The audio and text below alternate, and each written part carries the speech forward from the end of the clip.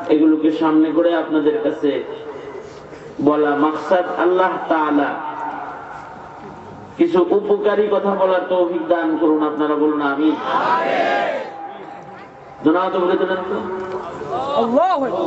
আঙুলগুলো সোজা করেন তো, নাড়াচাড়া দেন তো, জবান খুলে বলেন তো আল্লাহু আকবার, আরো জোরে বলেন তো আল্লাহু আকবার, বলেন সুবহানাল্লাহ, আলহামদুলিল্লাহ, লা ইলাহা ইল্লাল্লাহ, আল্লাহু আকবার।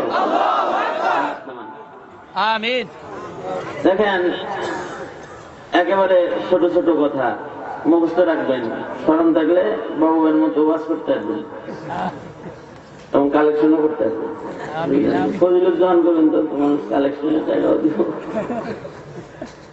এক নম্বর কথা, আল্লাহ আমাদেরকে ইনসান বানাইছেন, ইনসান সৃষ্টি শ্রেষ্ঠ, জানি না সবাই, কিন্তু এই ইনসানের ভেতরে যদি কিছু সিফাত, কিছু গুণ আওসাফ না থাকে তাহলে এটা পশুর চাইতেও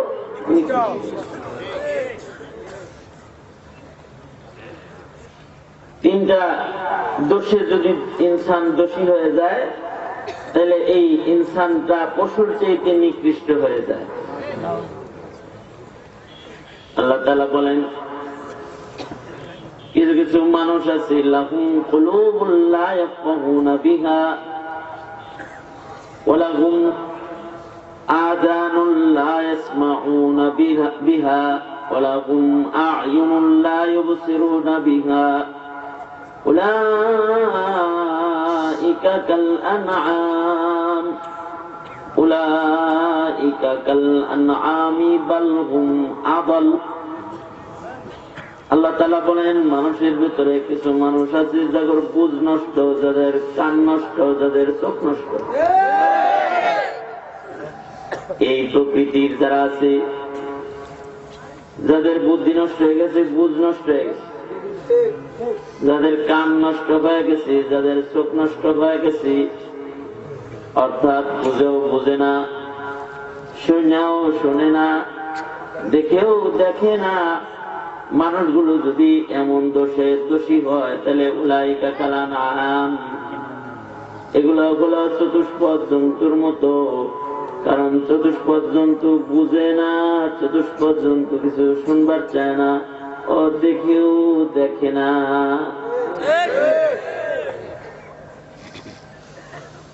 আচ্ছা,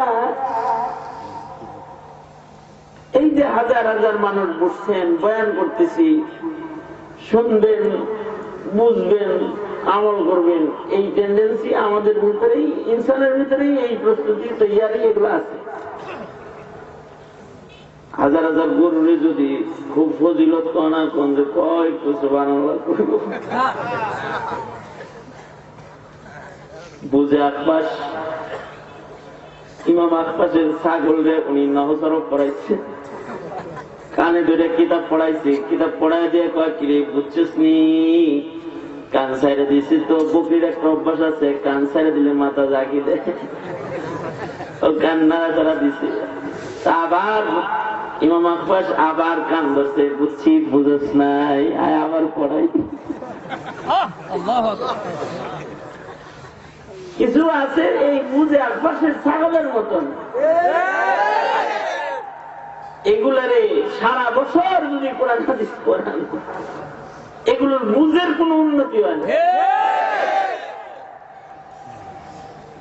যদি বুঝের উন্নতি না হয় তাহলে উলাইকা কাল আনআম, ওইগুলা হলো চতুষ্পদ জন্তুর মতো, যা করে ওয়াজ করে কিন্তু বুঝের উন্নতি হয় না। এরা আজান শুনে কিন্তু শুনাও শুনে, এরা জান্নাত জাহান্নামের পথ যতই দেখানো হয় তারা দেখেও দেখে না। আল্লাহর কাছে ওরা সুরতে ইনসান হলেও আসলে ইনসান না, কাল আনআম, এগুলা চতুষ্পদ জন্তু। আল্লাহ বলেন, আল্লাহ কি কখনো মিথ্যা কথা কয়? আল্লাহ অসত্য কথা কয়? ওমান আসদাকু মিনাল্লাহি কিলা, আল্লাহ চাইতে সত্যবাদী আর কে আছে? আল্লাহ কয় কি বালহুম আযাল। কিছু কিছু আছে এই মানুষের ভিতরে জাগরে, এইগুলো সব নষ্ট হয়েছে না, এইগুলা চতুষ্পদ জন্তুর চাইতে খারাপ। এই কথাটা কার? কাদেরকে বলবো? কিছু কিছু মানুষদেরকে বললো, তাই না? ওই মানুষগুলো জাগর। আজকে ওয়াজ আপনারাই করবেন। আমি তো 22 বছর ধরে ওয়াজ করতে করতে মোটামুটি কাজে এসেছি। আজকের ওয়াজটা আপনারা করবেন না। আমি অঙ্ক পয়সা দিই একটা একটা, যেমন শিক্ষক যেমন বীজগণিতে একটা দেখা দেয়, বাকিগুলা ছাত্ররা করে। আমি একটা একটা অঙ্ক পয়সা দেবো, বাকিগুলো আপনারা পয়সা পাচ্ছি না।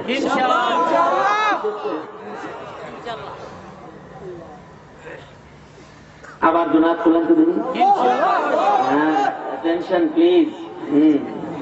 নাড়াচাড়া দেন, জবান খুলে বলেন আল্লাহু আকবার। এত জোরে করে বলবেন যেন বাজারে রাস্তায় যারা চাটা খাইতে যারা সব জন আবার আয়া পড়ে। লাগাইন না, আমি বলবো আমার সাথে সাথে বলেন সুবহানাল্লাহ, আলহামদুলিল্লাহ, লা ইলাহা ইল্লাল্লাহ, আল্লাহু আকবার। আল্লাহু আকবার জোরে বলা সুন্নাত, জোরে বলেন আল্লাহু আকবার।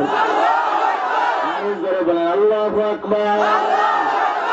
নারে তাকবীর, নারে তাকবীর, নারে তাকবীর।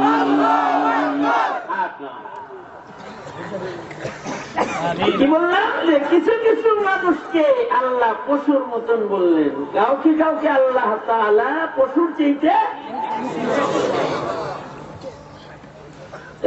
তাহলে বোঝা যায় আল্লাহ কিছু মানুষের বলে গরু, তাই তো এরকমই না বিষয়টা। কাল আনাম এটি গরু। কিছু কিছু মানুষকে বললে এগুলো ছাগল,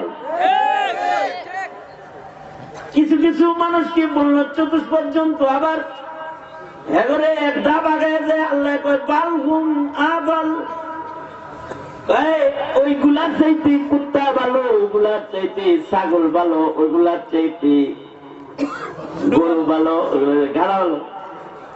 বালহুম আযাল, সেটা চতুষ্পদ জন্তুর চাইতেও নিকৃষ্ট।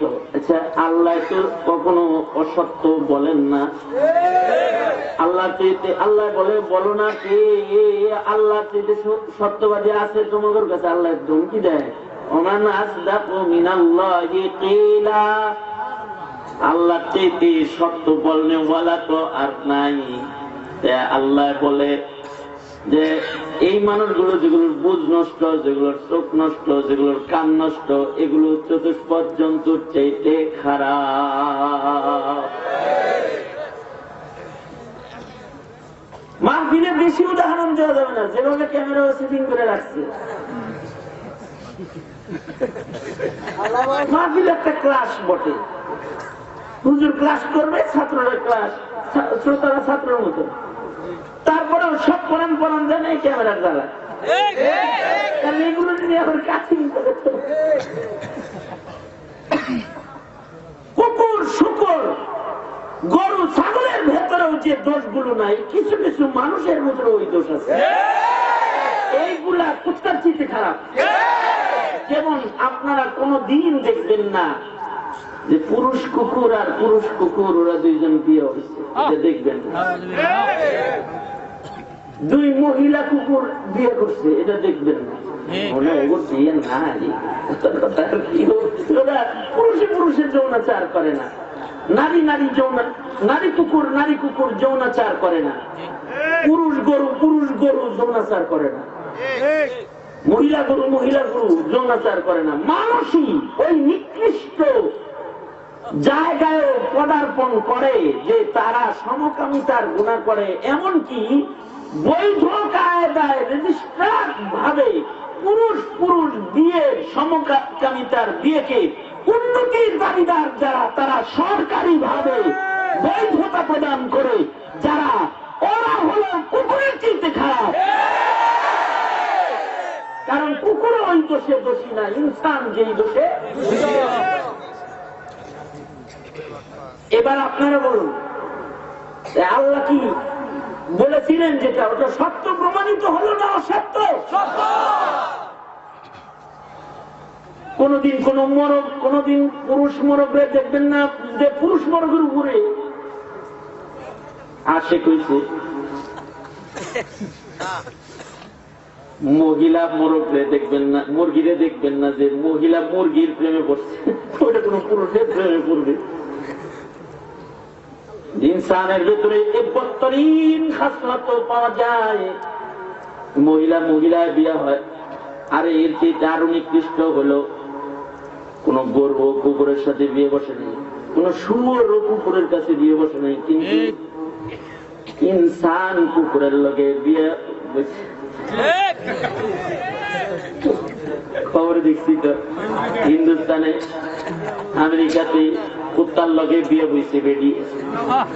তার মানে হাম জিন্স বিয়ে না, এটা হলো চতুষ্পদ নিকৃষ্ট জন্তুর সাথে বিবাহ বন্ধনে আবদ্ধ হয়ে কুকুরকে নিজের স্বামী হিসেবে গ্রহণ করেছে। বলুন না, এই মানুষটা শুকুরের চাইতে নিকৃষ্ট হবে না কেন?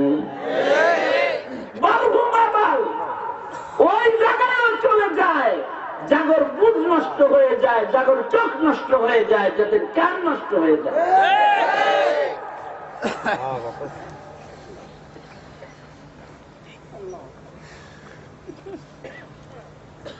আস্তাগফিরুল্লাহ, আল্লাহ এই মিল্লাতকে হিফাজত করুক। বলুন আমিন। আরো করে আওয়াজ করে বলুন আমিন। মিল্লাতকে হিফাজত করুক আল্লাহ। আমিন। বুঝ নষ্ট হয়ে গেলে জাতির ঈমান নষ্ট হয়ে যায়। যখন কারোর বুঝ নষ্ট হয়ে যায় তখন ও বেঈমান হয়ে যায়।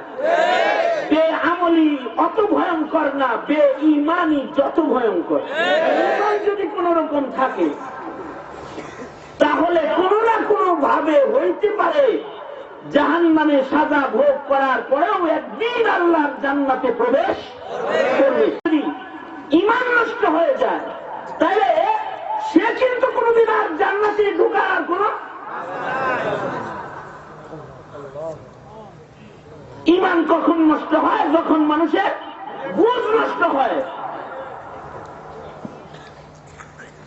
বুঝ তো মানুষেরই উন্নত হবে, অন্য কোন প্রাণীর বুঝের উন্নতি হয় না, মানুষেরই বুঝের উন্নতি হয়। এই কারণে মানুষের ভিতরে বুঝ সুন্দর করার মেহনত আল্লাহ আদম নবী দিয়ে জারি করছে। বাবা আদম থেকে আপনার আমার নবী পর্যন্ত যত পয়গম্বর দুনিয়ায় এসে সব পয়গম্বররা মানুষের বুঝ ঠিক করছে, অবুঝকে বুঝাইছে।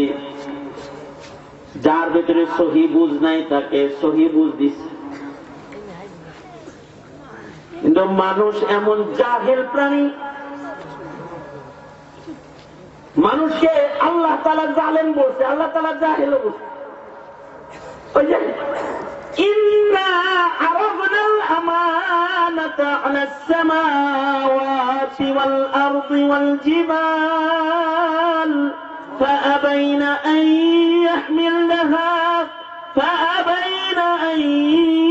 يحملنها وأشفقن منها وحملها الإنسان إنه كان ظلوما جهولا। আল্লাহ নিজে মানুষের দুইটা গালিও দিছে, জালেমও কইছে, জাহেলও কইছে। এর লেগে কইছি এগুলা বুঝা না বুঝার বাহান করেন অভ্যাস। জালেম মানুষের মূর্খতা বাড়তে বাড়তে এত বাড়া বেড়ে যায়, তখন মানুষ হালাল কি চিনার শক্তি হারায় ফেলায়, হারাম চিনার শক্তি হারায় ফেলায়, হক চিনার শক্তি হারায় যায়, বাতিল চিনার শক্তি হারায় যায়। কোনটা নেক এটা বুঝার যোগ্যতা হারায় যায় যখন বুঝ নষ্ট হয়ে যায়। কোনটা নেকি এটা বুঝে না, আর কোনটা গুনাহ এটা বুঝে না। যখন মানুষের এই বুঝ নষ্ট হয়ে যায় তখন কিন্তু আল্লাহ তাআলা এত নারাজ হয় যে আল্লাহ ধ্বংস পাঠায় দেয়, ওই মিল্লাতরে ধ্বংস করে দেয় যাদের বুঝ নষ্ট হয়ে যায়। আল্লাহর রাসূল বলেন যতদিন বুঝ ঠিক থাকবে ততদিন কিয়ামত হবে না, যেদিন বুঝ নষ্ট হয়ে যাবে সেদিন কিয়ামত হবে। আল্লাহর রাসূল বলেন, আমি হাদিস পড়েছি, লা তাকুমুস সাআতু হাত্তা ইউরাফুল মুনকারু মা'রুফা ওয়াল মা'রুফু মুনকারা। আল্লাহর নবী বলেন যতদিন ইবাদতকে ইবাদত হিসেবে চিনবে, গুনাহকে গুনাহ হিসেবে চিনবে, এই বুঝ যতদিন মানুষের ঠিক থাকবে ততদিন ইসরাফিল বাঁশি বাজাবে না। কিন্তু ইবাদতকে যদি গুনাহ মনে করে আর গুনাহকে যদি ইবাদত মনে করে, উল্টা যদি বুঝে, ধীরে ধীরে কিয়ামত নিকটবর্তী হচ্ছে। কারণ হলো বুঝ নষ্ট হচ্ছে। মুসলমানের বুঝ কত নষ্ট হইতেছে বা হচ্ছে,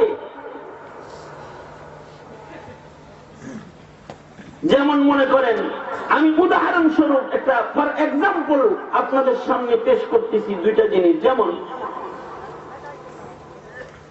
যেইটা রাখতে হবে ঘরের ভেতরে ওইটা বাইর করতেছে ঘরের বাইরে, আর যেটা রাখতে হবে ঘরের বাইরে ওইটারে আনতেছে ভিতরে।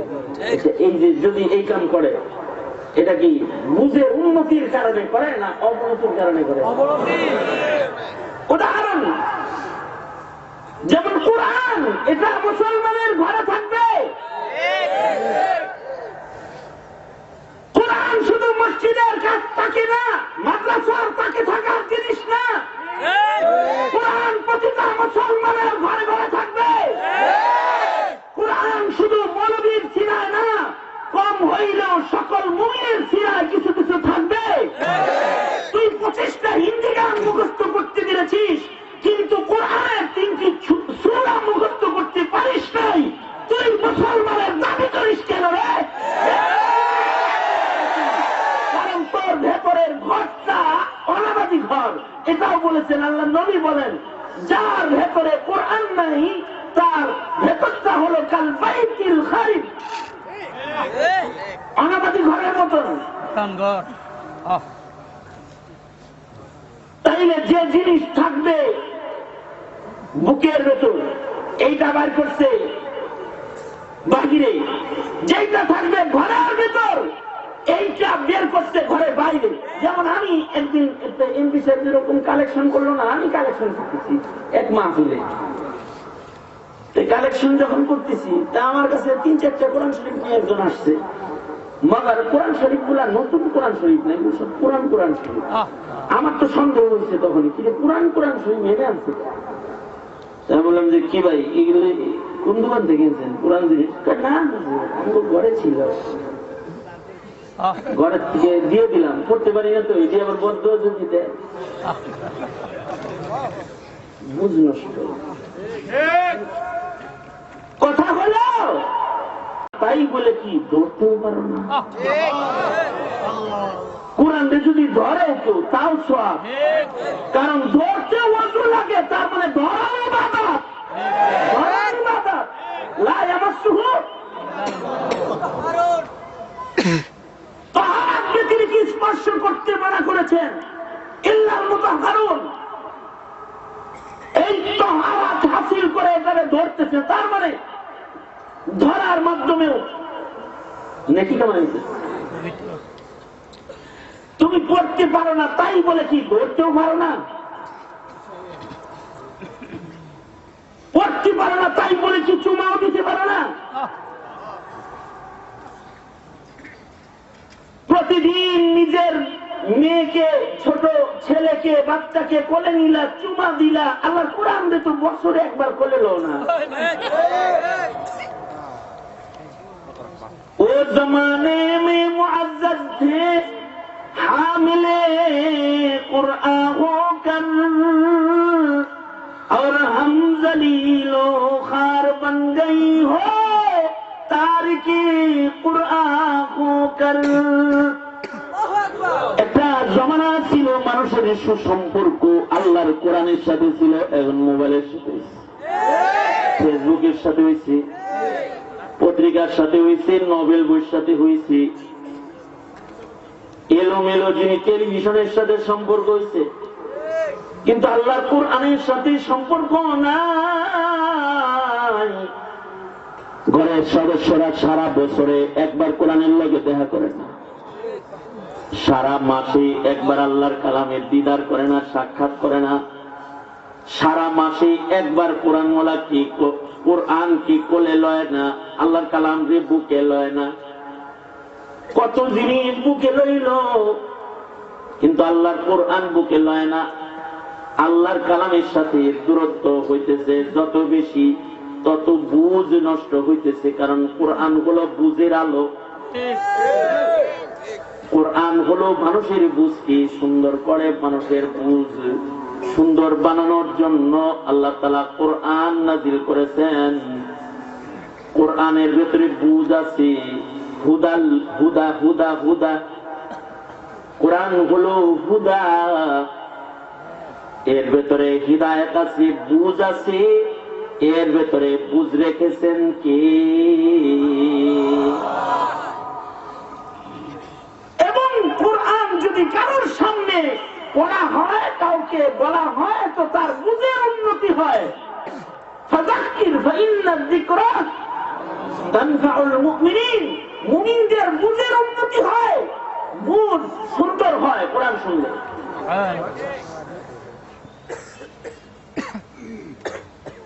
কিন্তু যদি কোরআন থেকে দূরে থাকে তাহলে বুঝের অবনতি হয়।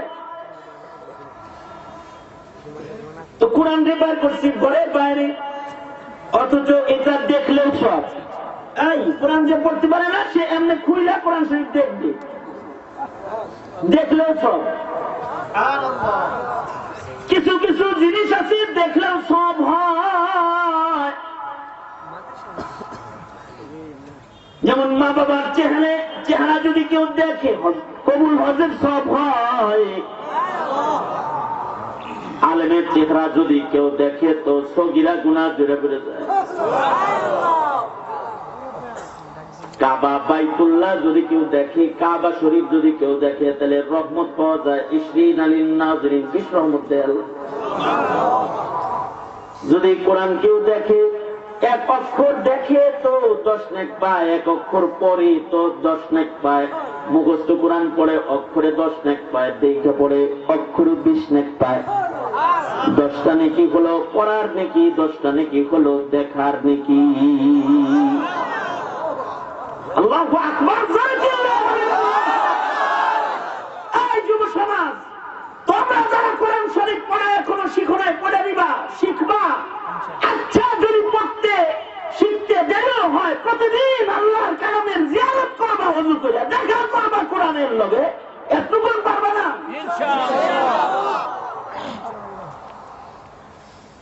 আল্লাহর কোরআনকে হাতে লইবা, আল্লাহর কোরআনকে চুমা খাইবা, এগুলো আল্লাহর কোরআনের হক। আজমতে কোরআন, মুহাব্বতে কোরআন, হক কোরআনের। কোরআনের মহব্বত নষ্ট হয়েছে বিদায় তো আলেমের মহব্বত নষ্ট হয়েছে। আলেমের জুতা দিয়ে বিদায় করছে। কোরআন হলো লিখিত কোরআন, সেটা হলো মাসহাফ। আরেকটা হলো জীবিত কোরআন, এটা হলো আলেম। আলেম হলো জীবিত কোরআন। আলেম যদি কোন সমাজ থেকে বের হয়ে যায় তাহলে ওই সমাজে আযাব চলে আসে, কারণ এরা জীবিত কোরআন। আলেম থাকবে না তো ওই সমাজে আলো থাকবে না, ওই সমাজে নামাজের ইমামতি হবে না, ওই সমাজের আযান হবে না, ওই সমাজের দিয়া হবে না, ওই সমাজের ভালো আকিকা হবে না, কুরবানি হবে না। আলেম নাই তো আলো নাই, আলেম নাই, আলেম তো সমাজের আলো। আলো বন্ধ করা যায়?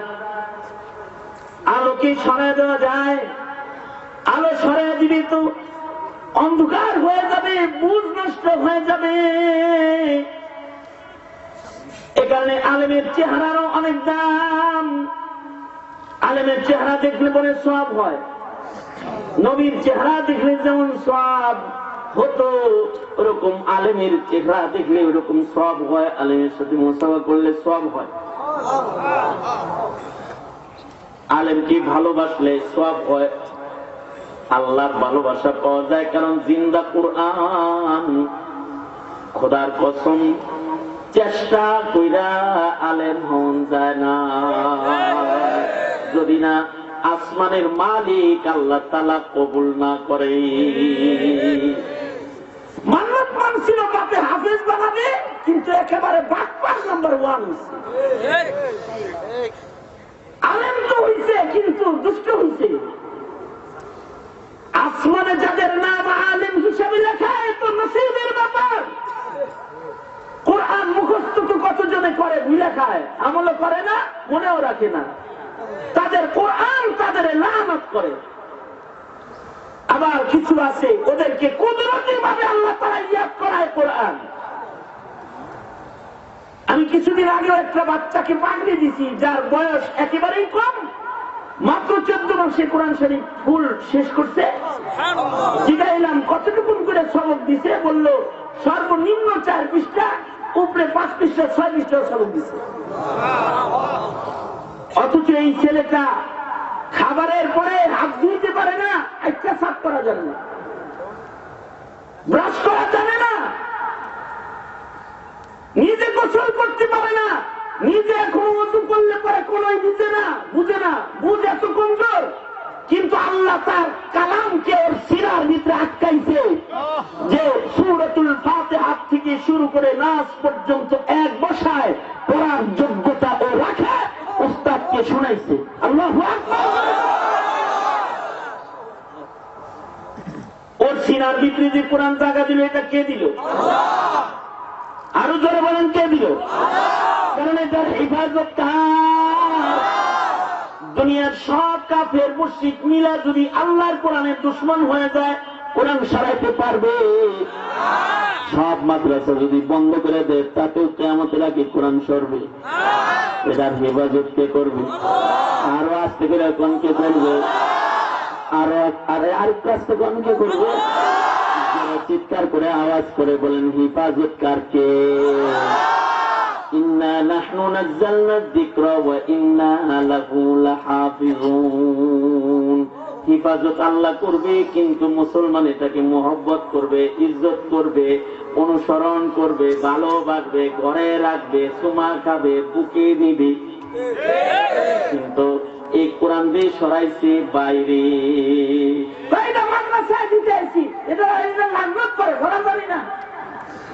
আমি বললাম কমাও খারাপ হবে, দূরে যা, এটা ঘরের জিনিস। আমি নিজে আলু আগাতে যখন টরেন্ট ঘূর্ণিঝড় দেখতে গেছি এলাকা, যে দেখছি যেই দেয়ালে তার কাছে পুরো ঘর ভেঙে গেছে, কিন্তু আল্লাহর কোরআন যে তাকে আছে তার ভাঙ্গে না, আরো ভাঙ্গে না। দেখেছি আল্লাহর কোরআন যেই তাকে থাকে, তাকে হিফাজত আল্লাহ করে। শক্তির বলে, বাহুর বলে জিন্দা কোরআনকে টক্কর দিতে যাব না, তুমি ভেঙে যাবো। কারণ তোমার সাথে যুদ্ধ করবে না, তোমার সাথে তখন যুদ্ধ করবে কেউ? আল্লাহ যুদ্ধ করবে।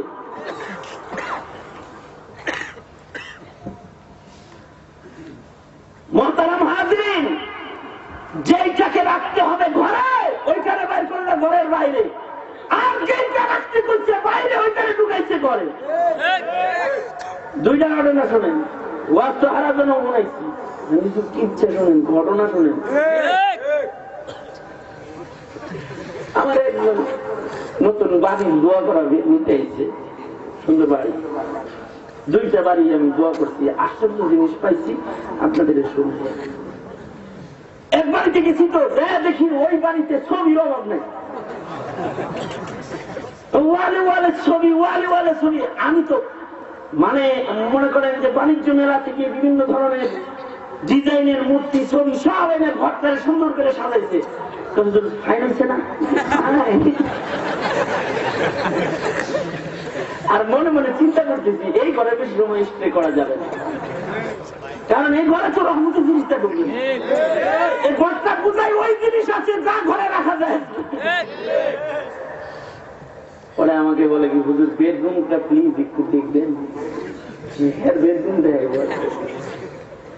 বেডরুম দেখতে গেছি, যায় দেখি বেডরুমে বিশাল বড় টিভি, একেবারে বালিশের উল্টা মিশে টিভি লাগানো, মানে বুঝে বুঝে দেখবো বড় টিভি লাগানো। ওই ঘরেও ডাইনের ছবি, বামের ছবি, সামনে ছবি।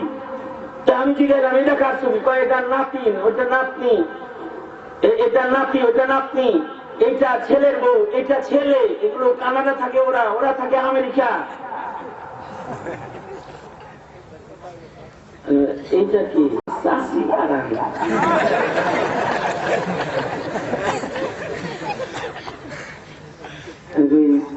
দেখেন দুটো সমস্যা করছে।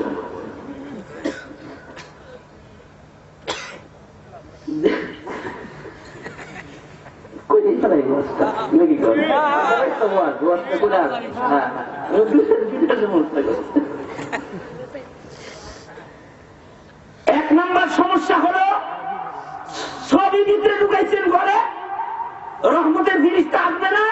লা তাদখুলুল মালাইকাতু বাইতান ফীহি কালবুন আও তাসাউই। যে ঘরে ছবি থাকে, এই বীজগণিত করাই দিছি, অঙ্ক একটা করাই দিছি, বাকিগুলো করে লবি তোরা যুব সমাজ। সব আমরা বলতে পারবো না, আমরা এক একটা করে বলে দিব, বাকিগুলা তোরা অঙ্ক কইছে লবি। আর ইব্রাহিম উমুমিল লাফজি লা লিখুসুসিস সাবাব, ও একটা, বাকিগুলা সব অঙ্ক মিলাই লবি। তো বললাম এটি থাকলে তো এক নাম্বার সমস্যা, রহমতের জিনিসটা ঘরে ঢুকবে না। কোন সন্দেহ আছে? কোন সন্দেহ আছে? এই খবর শোনার পরে কোন সন্দেহ আছে? এরপরেও যদি কেউ নেতার ছবি, নেত্রীর ছবি, নায়িকার ছবি, গায়িকার ছবি, গায়কের ছবি ঘরে রাখো, এটা তোমার ব্যক্তিগত ব্যাপার, তোমার পার্সোনাল ডিসিশন এটা। কিন্তু আমি যেটা বলতেছি এটা কোরআনের ডিসিশন, এটা ইসলামের বিধান। তুমি যদি এই বিধানের উপর আমল করতে নাই পারো, একই উইশ, তুমি জান্নাতে যাবা না জাহান্নামে যাবা, এটা তোমার ব্যাপার। কিন্তু তোমাকে হালাল আর হারাম বলে দেওয়া শরীয়তের নাগরিক হিসেবে আলেমদের ব্যাপার।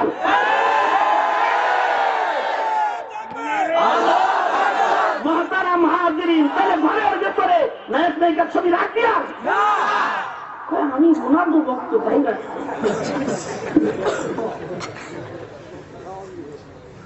মহতারাম হাজিরিন, আমি বললাম চাচা সমস্যা নাম্বার 1, রহমতের জিনিসটা ঢুকবে না এই ঘরে, এখানে বেশি সময় ধারণ দেবে না। যদি আপনি এইভাবে এই ঘরে থাকেন, আর যদি আপনার মৃত্যু এই হালতে হয়, রহমতের জিনিসটা আসবে না। বিরক্ত হইল, ওই যে আমি যেগুলো বললাম এগুলো তার কাছে খারাপ লেগেছে, ভালো লাগলো না। আমি বললাম সমস্যা নাম্বার 2, আপনি যদি এই ছবিটা বারবার দেখেন তো আপনার খালি বিয়ে করতে মনে চাই। কারণ হলো এই যে চাষির যুবতী বয়সের ছবিটা টাঙ্গায় রাখছেন, এখন তো আপনি ওই রকম নাই, চাষি ওই রকম নাই, খালি মনে মনে মনে করা খাইবেন আর কি। কিন্তু এই জোয়ান ছবি দেখা খালি একটা লোক বাড়বো, বুড়া বয়সে বিয়ে নেতা লাগবো পরে ঘরের ভিতরে। এই জোয়ান কালের ছবি দেখার কারণ কি? ওটা নাই এখন এই সুরত না, এটা স্মৃতিচারণ করি, অতীতের স্মৃতিচারণ করি।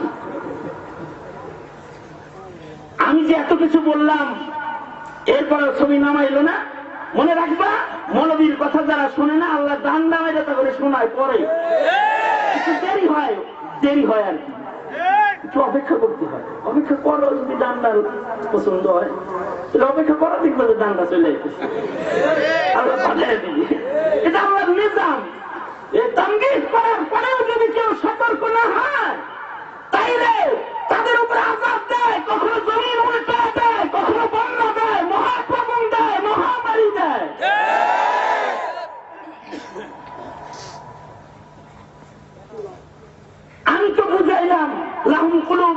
ইয়াফকাহুনা বিহা, চাচা বুঝলো না, বুঝে আশপাশের ছাগলের মতো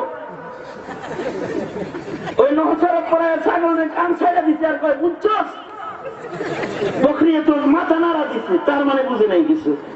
আমি যে কোরআন হাদিস যাই বইলা বুঝাইলাম, চাচা মিয়া তোর বুঝলো না, উনি এরকম একটা দিল না, কাল বকরি কাল বকরি ছাগলের লাইন আছে। তবে ওই যে আলেমরে যে মহব্বত করে বুঝ আল্লাহ জিতেছে, দিনের দেরিতে দিচ্ছে। কিছুদিন পরে আমার কাছে খবর আসছে, হুজুরে বললো আমি সব ছবি নামায় হালাইছি।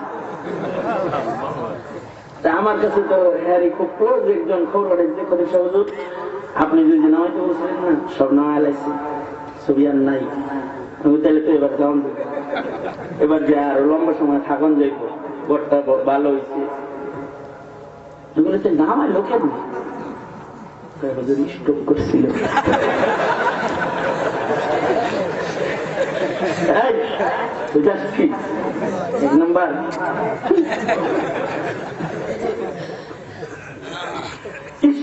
যখন সাইডমেন্ট গেছে না, ওই সময় বিভাগে বসে চিন্তা করছে যদি এই অবস্থায় মরি আর যদি রহমতের মিনিস্টার না হয় তাহলে তো একেবারে আশীর্বাদ বরবাদ হয়েছে। হুজুর বলছিল ছবিগুলো সরাইতে, সব ছবি সরাইছে। আল্লাহ তাআলা সুস্থ করছে, এখন আবার হাঁটা চলাও করতে। একটা বললাম যে ঘরে ছবি, এটা শরীয়ত অনুমোদিত না। এইটাকে যদি কেউ হারাম মনে করে তাহলে কি বুঝেন। আরেকটা ঘটনা হইলো, আরেক বাড়িতে গেছি যে ঘরের ভিতরে কুকুর, ফাইন কুকুর ফাইন হোক আর যাই হোক না পা জিজ্ঞা এই বড় জোরবেল আছে, এ লাফাইতেছে খেলতেছে, লক্ষ লক্ষ টাকা দামের কুকুর। আমার এটার দাম কত? আরেকটা ছিল বেশি দাম, এটা 4 লাখের উপরে ছিল, এটা 1.5 লাখের উপরে। আমার তো কুকুরের দাম শুই না, মাথায় হাত, হাতে হারিকে। আমি একবারে কুকুরের মালিক রেখে আর একবার কুকুর রেখে, আর আমি চিন্তা করতেছি হাই রে ঘুষ। আগের ছিল 4 লাখ, এটা 1.5 লাখ, 5 লাখ, 5.5 লাখ, 5.5 লাখ টাকা কুত্তা কিনছে। আমাদের দেশে কুত্তার অভাব আছে। রাস্তা দিয়ে যাইতে নিলে রাত নাই দিন নাই ট্রাফিকের মধ্যে সব দাঁড়ায় থাকে। শুধু দাঁড়ায় না, এমনও দরদি কুকুর আছে যারা হুজুরের লোকে রাত্রি 2টার সময় মুসাফা করবে চায়, গাড়ি পিছনে দৌড় দেয়, একেবারে ওর সীমানা দূর দৌড়ে আসে। হ্যাঁ,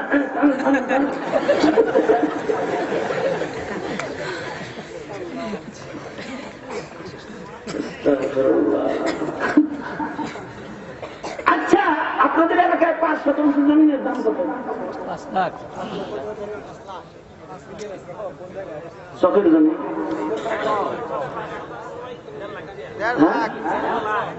5 শতাংশ 1.5 লাখ। যার মধ্যেখানে ঘর বাড়ি নাই তার কাছে যদি কুত্তার চেহারা জমা দেওয়া হয়, তার একটা বাড়ি হবে চকে, কমাস কম থাকার একটা জায়গা হবে। শুধু তার থাকার জায়গা হবে না, তার মৃত্যুর পরে তার আলো ইয়াল্লা বসত বাড়ি পাবে। আমি দেখতেছি আর চিন্তা করতেছি, হায় রে একটা বাড়ি কুত্তার ভিতরে রে, হায় রে একটা বাড়ি কুত্তার ভিতরে রে। কারণ এইটার ভিতরে এটা যে টাকা খরচ করতেছে, আমি তো আশ্চর্য হইতেছি যে মানুষের বুঝ কত নষ্ট হইলে এই কাম করে। দাম শুনে কবে দেখতেছেন এমন কায়দায় বলছে, হুজুর কিছু বুঝে টুঝে না। আমরা তো বহু বিশ্বে ভ্রমণকারী লোক,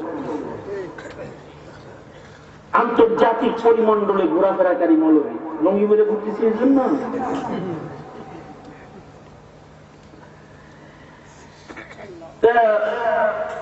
সে বুঝতেছে যে এটা বুঝেই নেই হুজুর এত কিছু। আমার কয় হুজুর এটার কসমেটিক আইটেম যেটা, এটার দাম 14-15,000।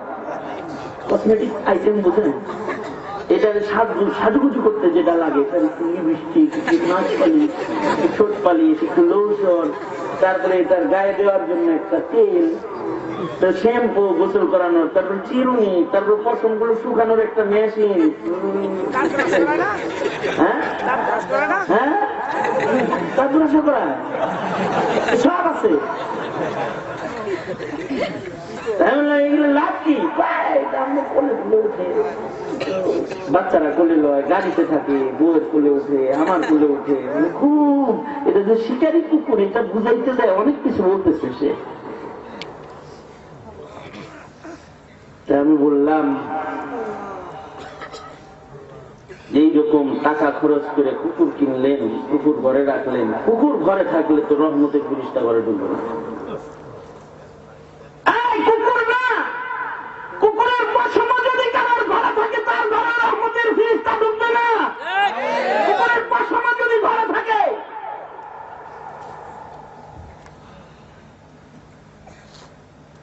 আল্লাহ রসুলের ঘরে 7 দিন হয়ে যায় জিবরাইল আমিন ঢুকে না।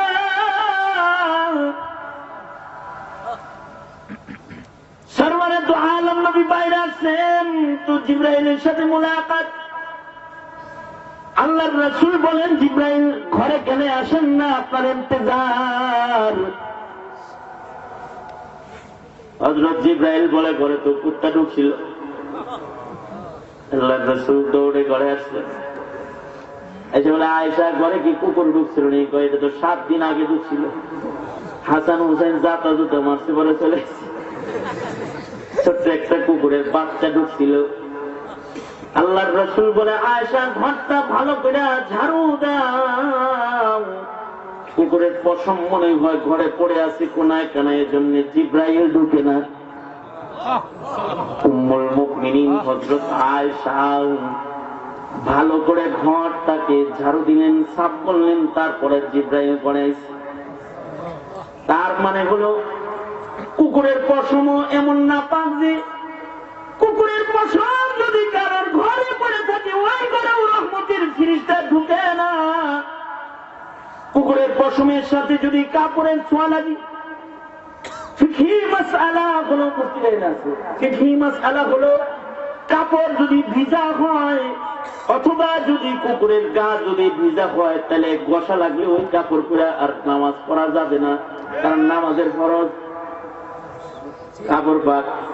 কাপড় পাকি দি নামাজের বলেন কি ফরজ। এটা যারা বেনামাজি এদের বেশি মুখস্থ। কাপড় পাক না হইলে যে নামাজ হয় না, এটা নামাজের মাসালা যে জানে না হেও এটা জানে। যদি মাঝে মধ্যে ডাক দেন যে ভাই চলো মসজিদে যাবে, সমস্যা কি? সমস্যা অজু করে না পারি করাই তো মুসলমান না, তাও সমস্যা কি? সমস্যা না আছে কি? কাপড় ভালো না, কাপড় পরে ঘুরতেছে কেন? না হয়তো ঢিলাগুলো ব্যবহার করি না তো, ওই মানে পেশাব করে ঝাঁকি দিয়া চলে গেছে, এই কাপড় পরে নামাজ পড়বে কিভাবে?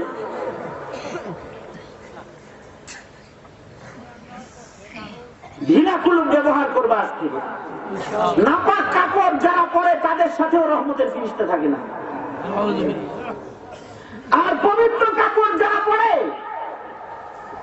পবিত্র কাপড় পরিধান করলে তার কাপড়েও জিকির করে আল্লাহু আকবার। আজ থেকে ঢিলাকুলুপ ব্যবহার করবেন তো যুব সমাজ? করবেন তো সবাই? ওয়াদা এই আঘাত ওয়াদা বলে চলো না, 2 হাত তুলে ওয়াদা মানে আল্লাহ। এই শোনেন, কবরের হাত তুলে রাখেন, তুলে ওয়াজ নেন, মাঝে মাঝে হাত তুলে ওয়াজ নিতে হয়। মানে যদি কাপড়ে পেশাবের নাপাক থেকে কেউ না বাঁচায় নিজেকে, তাহলে হাদিসে আছে অধিকাংশ কবরের আযাব পেশাবের ছিটার কারণে কবরে। বলেন ইয়া আল্লাহ, ওয়াদা করিতেছি ঢিলাকুলুপ আজ থেকে ব্যবহার করিব, ছাড়িব না ইনশাআল্লাহ। যদি ছোঁয়া লাগে তাইলে ওই কাপড় নাপাক, এইটা হলো কুকুরের পশমের হাল। আরেকটু শুনেন, কুকুরের লালার হালত কি? যদি কোনো বর্তনে খালি জিব্বা লাগাইছে তাইলে এই বর্তন 3 বার দিলে কেমন মনে হয়? কয়বার? 7 বার। মানে 7 বার মনে রাখবো, তার ভিতরে একবার হইলো মাটি দিয়ে গইলে হইলো দ্বিতীয় হইলো সাহাবিন উহাদিত্তুরা বুঝে কি সব করলো লাগছে হেরা সব। এই 7 বার হইব, তারপরেও এই বর্তনী কুত্তার জিহ্বা লাগলে পরে এটা সাফ হবে না, পাক হবে না। এবার বলুন, যার মেয়ের কোলে কুকুর, যার ছেলের কোলে কুকুর, যে ছেলের সাথে কুকুরের সাথে ফ্রেন্ডশিপ, কুকুরকে ঘাড়ে নিয়ে যে ছেলে চলাফেরা করে, অথবা যে মুসলিম নারী তার কোলে কুকুর নিয়ে গাড়ি ড্রাইভ করে, গাড়িতে বসে থাকে, কুকুরে চুমা খায়, কুকুর ওকে চুমো দেয়, ওকে তো ওয়াশিং মেশিনে ঢুকায় রাখলেও পাক হইতো না।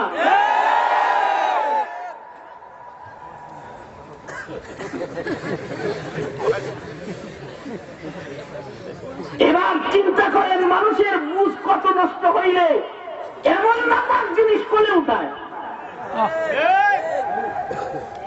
ওই আমি হাদিসটা পড়ছি, ওইটাই আল্লাহর রাসূল বলেন, লা তাকুমুস সাআতু হাত্তা ইউরাফুল মা'রুফু মুনকারা ওয়াল মুনকারু মা'রুফা।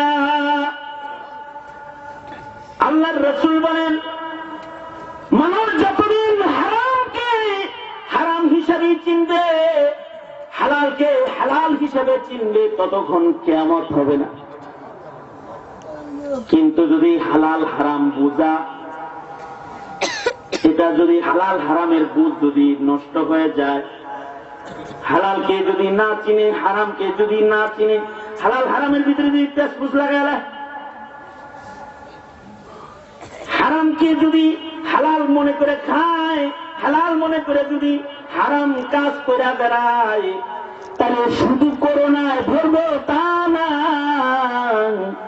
শক্ত আযাবের অপেক্ষা করো, 3টা যুগ অপেক্ষা করো, শক্ত আযাব পাকড়াও করবে। আর যদি মানুষের বুঝ ভালো হয়ে যায়, যাদের বুঝ ভালো হয় তাদেরকে আল্লাহ তাআলা মৃত্যুর সময় ঈমান নসিব করে দেয়। সে যত বড় অপরাধী হয়, অনেক বড় অপরাধী হওয়ার পরেও আল্লাহ তাআলা তাকে ঈমানের মৃত্যু দান করেন। এই বুঝ যে ভালো করবে, এটা কেমনে করবে? যার ইলম নাই তার বুঝ নষ্ট হয়। শুধু শিক্ষা না, ইলমে দ্বীন লাগে। আর মাত্র কয় মিনিট, 5-6 মিনিট আছে। বেশি লম্বা ওয়াজ আমি পারিও না, করিও না। ধৈর্যের যদি ঘটাবো না, এখন মনোযোগ দিব। কিন্তু তার আগে যে কথাটা, সেটা হলো বুঝ সুন্দর করতে লাগবে কোরআন, বুঝ সুন্দর করতে লাগবে হাদিস। আল্লাহর রাসূল বলেন, তারাকতু ফীকুম আমরাইন লা তাযিল্লু মা তামাসসাকতুম বিহিমা কিতাবাল্লাহ ওয়া সুন্নাত রাসূলিহি। আল্লাহর নবী বলেন, উম্মতেরা রে, তোদের বুঝ মতে চলার জন্য না, আল্লাহর পছন্দ মতে চলার জন্য বুঝের 2টি আমানত তোদের দিয়ে গেলাম। একটা হলো কোরআন, আর একটা হলো সুন্নাহ হাদিস। এই 2টার সমন্বয়ে যদি তোরা বুঝ নিয়ে চলাফেরা করো, আকল বুদ্ধি দিয়ে, নাস্তিক মুরতাদের আকলের ফতোয়ায় না, কোরআনের আয়াত নবীর হাদিসের ফতোয়ায় যদি চলো, বুদ্ধিজীবীর বুদ্ধির ফতোয়া না। আল্লাহর রাসূল বলেন, তারাকতু ফীকুম আমরাইন লা তাযিল্লু মা তামাসসাকতুম বিহিমা। এখন তো মুফতি সাহেব কি দিতে বলে খায়, টকশোতে বলে খায়। টকশো মুফতির ফতোয়া না, ফতোয়া হলো বিল বাইয়িনাতি ওয়াজ জুবুর, দলিল আদিল্লাহ দিয়া কোরআন সুন্নাহ থেকে ডিসিশন ফয়সালা যারা দিবি, ওই ফয়সালাগুলো হলো সহিহ বুঝ। এই সহিহ বুঝের হিফাজত যদি মিল্লাত করে, তাহলে কিয়ামত হবে না। আর যদি সহিহ বুঝ থেকে মিল্লাত দূরে চলে যায়, তাহলে কিয়ামত হবে। বুঝ ঠিক রাখতে হলে কোরআন সুন্নাহ লাগবে। যেমন ওয়াজ মাহফিলে কোরআন সুন্নাহ আছে, দাওয়াত তাবলীগে কোরআন সুন্নাহ আছে, মাদ্রাসায় কোরআন সুন্নাহ আছে। কোরআনের আলো হাদিসের আলো পড়বে তো বুঝ ঠিক হবে। জাতি যতদিন কোরআন হাদিসের আলো বেশি গ্রহণ করেছে ততদিন অশিক্ষিত ছিল, কিন্তু বুঝ ভালো ছিল। এটার প্রমাণ আপনারাই দিবেন। দুইটা প্রশ্ন করলে প্রমাণ হয়ে যাবে। বলুন তো, বর্তমান যুগে শিক্ষিত বেশি নাকি 30 বছর আগে শিক্ষিত বেশি ছিল? আচ্ছা বলুন তো, বর্তমান যুগে নাস্তিক বেশি নাকি 30 বছর আগে নাস্তিক বেশি ছিল? শিক্ষিত বেশি, নাস্তিকও বেশি। তার কারণ হলো আগের যুগে অশিক্ষিত মানুষ ছিল কিন্তু দিনদার ছিল, মক্তবে পড়ছে, হুজুরের কাছে বসে থাকছে, আলেমের সাথে ইজ্জতের মুআমালা করছে, আলেমের কথা শুনছে। আর এখন ডিজিটাল হয়েছে কিন্তু কালেমা জানে না, সূরা কেরাত জানে না, সকালবেলার মক্তব বন্ধ হয়ে কেজি স্কুলের ছাত্র হয়েছে, ইংলিশে ফটফটানি খুব ভালো হয়েছে কিন্তু তাশাহুদটা পর্যন্ত পড়া জানে না, একটা সূরা মুখস্থ করার যোগ্যতাও পায় নাই। সঙ্গত কারণে, মূর্খতার কারণে কলেজের বারান্দায় যায় নাস্তিক হয়ে নিজের নবীকে গালি দিয়েছে। কারণ এই নাস্তিক, এই মুরতাদগুলো জন্মগ্রহণ করতেছে কি কাফেরের ঘরে না মুসলমানের ঘরে? কার ঘরে জন্মাইতেছে এরা? মুসলমানের ঘরে। তো বিজাতিরা দেখে আলেমরা তো মানুষের বুঝ ভালো করে ফেলায়, এ কারণে ওরা দাঁড়িয়ে টুপি বেশি মুনাফেক জঙ্গি রাস্তায় ছেড়ে দিয়ে এদেশের আলেমদেরকে জঙ্গি বানানোর পায়তারা করছে। আরো আগের থেকে মাদ্রাসাগুলোকে জঙ্গি প্রজনন কেন্দ্র বলেছে। আপনারা যারা মাদ্রাসা প্রতিষ্ঠাকারী, আপনারা কি মাদ্রাসায় জঙ্গি প্রশিক্ষণ দেখেছেন? কাউকে জঙ্গি কাজ করতে দেখেছেন? আমরা এদেরকে জঙ্গিবাদী কয়। শেষ পর্যন্ত নাস্তিক মুরতাদ এজেন্ট হয়ে বসে সালামকে জঙ্গি প্রমোট শব্দ কয়। শেষ পর্যন্ত ওয়াজ নসিহত হতো নাকি উত্তেজনা পয়দা করে না, ওয়াজ নসিহত ঈমান পয়দা করে, ঈমান পয়দা করে না। ওয়াজ নসিহতের মাধ্যমে মানুষের ব্যাপারে বুঝ ভালো হয়। তাইলে ওয়াজ মাহফিল এদেশে চলবে না, বন্ধ হবে? সব থানায় যদি বাবু ভাইয়ের মতো এই কালেকশন শুরু হয়ে যেত তাহলে তো সব মাহফিল হইতো। চেয়ারম্যান আর এমপি সাহেব যারা, তারা যদি মাহফিল পড়ায় তাহলে তো প্রশাসন বাধা দিতে পারে না। তাহলে ওয়াজ মাহফিল গুলো লিডার যারা, তাদেরকে বলবো আপনারা এরকম কালেকশন করবেন, চালু রাখবেন। তাতে হবে কি, মানুষের বুঝ সুন্দর হবে, মানুষের ঈমান সুন্দর হবে। তাহলে মাহফিল এদেশে চলবে না বন্ধ হয়ে যাবে? বলে আওয়াজ করে বলেন, চলবে না বন্ধ হয়ে যাবে? দাওয়াত ও তাবলীগ এদেশে চলবে না বন্ধ হয়ে যাবে? হাক্কানি পীর মুরিদি এদেশে চলবে না বন্ধ হয়ে যাবে? কারণ এর দ্বারা মানুষের বুঝ সুন্দর হয়। যদি কারোর বুঝ খারাপ হয় তাহলে মুসলমান হয়েও জাহান্নামের আগুনে যেতে হয়। আমি সূরা মুদাসসির থেকে তিলাওয়াত করেছি, শুধুই মাত্র আয়াতের তরজমাটা করে মুনাজাত। আল্লাহ তাআলা বলেন, জান্নাতি মুমিনরা মা সালাকাকুম ফি সাকার। আই তুইও মুসলমান, আমিও মুসলমান, তুইও মাখজান মাদ্রাসায় ওয়াজ শুনছস, আমিও শুনছি। তোর নাম যে হুজুরে রাখছে, আমার নাম ওই হুজুরে রাখছে। তোর বিয়া যে হুজুর পড়াইছে, আমার মেয়ে এই হুজুর পড়াইছে। তোর জানাজা যে পড়াইছে, আমার জানাজা সে পড়াইছে। তুই যে কবরস্থানে দাফন হইছস, আমি ওই কবরস্থানের মাইয়ের। কিন্তু আমি জান্নাতি, তুই জাহান্নামে কেন? মা সালাকাকুম ফি সাকার। এক গ্রামে জন্ম লইয়া, এক মুসলিম সমাজে বসবাস কইরা, এক ইমামের জানাজা লইয়া কবরে আইয়া, এক গুরুস্থানে দাফন হইয়া আমি জান্নাতি, তুই জাহান্নামে কেন? মা সালাকাকুম ফি সাকার। তখন জাহান্নামীটা বলবে চারটা দোষ, লাম নাকু মিনাল মুসাল্লিন, নামাজ পড়ি নেই, আমি মুমিন ছিলাম কিন্তু বেনামাজি ছিলাম। 2 নাম্বার, ওয়ালাম নাকু নুতঈমুল মিসকিন, মিসকিনদের খানা খাওয়াই নেই, হকুল ইবাদত আদায় করি নেই, যাকাত আদায় করি নেই, সাদাকা দিই নেই। 3 নাম্বার, কুন্না নাখুযু মাআল খায়িদিন,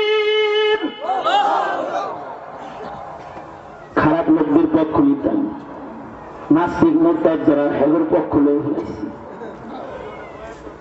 যারা বেঈমান গ্রুপ আছে তাদের পক্ষে কথা কইছি, কাদিয়ানির পক্ষে কথা কইছে, মনে করেন সংসদে তারা কাদিয়ানির পক্ষে কথা কইছে। কুন্না নাখুযু মাল খায়িদিন, মনে করেন মুশরিকের পক্ষে কথা কইছে, নাস্তিকের পক্ষে কথা কইছে, নাস্তিক দেখো মুসলমান ও তাই করে। কুন্না নাখুযু মাল খায়িদিন, সূরা মুদাসসির খুলে পড়ে দেখো, 42 নম্বর আয়াত থেকে পড়ছি আমি। দুষ্ট লোকদের সৎ সঙ্গে স্বর্গবাস, অসৎ সঙ্গে বলেন অসৎ সঙ্গে, তাইলে দুষ্টদের পক্ষ নেওয়া যাবে? হ্যাঁ, আওয়াজ করে বলেন যাবে। 4 নাম্বার হলো এই ওয়াজ নসিহতের আলাপটা, ও কুন্না নুকাযযিবু বিয়াউমিদ্দিন, এই যে আমি বসছি বসে হাসরের কথা কইলাম, মিজানের কথা কইলাম, পুলসারাতের কথা বলি, আল্লাহর বিচারকে ভয় দেখাই, জাহান্নামের আগুনের ভয় দেখাই। ওয়াজ শুনে আপনারা কাঁদতেছেন, আপনাদের ঈমান আছে, আশা করা যায় জান্নাতে যাবেন, কিন্তু যেটা এখানে দাঁড়ায় দাঁড়ায় চিন্তা করে দেখছো হুজুর কি ডর দেয়, তার মানে ওয়াজের আলাপ গুলা ওর বিশ্বাস হইতেছে না, আখিরাতের বিচার ওর বিশ্বাস হইতেছে না। যার আখিরাত বিশ্বাস হয় না তার বুঝ খারাপ, ও জাহান্নামী। এই সমাজের নাস্তিক যারা, ওরা দোজখ বিশ্বাস করে না, জান্নাত বিশ্বাস করে না, আখিরাত বিশ্বাস করে না, ওরা মিজান, পুলসিরাত, হাসর, পুনরুত্থান এগুলো বিশ্বাস করে না। নুকাযযিবু বিয়াউমিদ্দিন,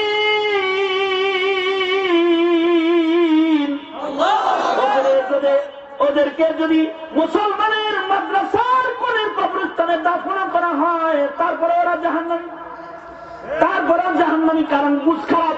ঠিক কিনা জোরে আওয়াজ করে বলেন বুঝ খারাপ। আল্লাহ তাআলা আমাদেরকে বুঝ হেফাজত করেন, তৌফিক দান করুক, বলুন আমিন।